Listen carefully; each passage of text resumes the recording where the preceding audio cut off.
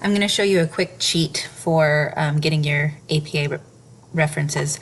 So if you go to Google Scholar and search for a book or an article, then when it pops up, if you click here, it provides a citation where you literally can just cut and paste. Now, warning, it's not always right. Like for some reason, there are two options, and this one is wrong. This is what you did on your site. Well, no, it says guide, and that's not right. It should have the actual names. You had the names correct. You didn't have a publisher, and that's probably what your professor picked up on. But for some reason, this one, which it's cited more, so that's probably means it's right. And hey, look, it has the actual authors. But when you press that, then it's correct because it says Solution Tree Press. But it's missing. It should also have the city where Solution Tree Press is.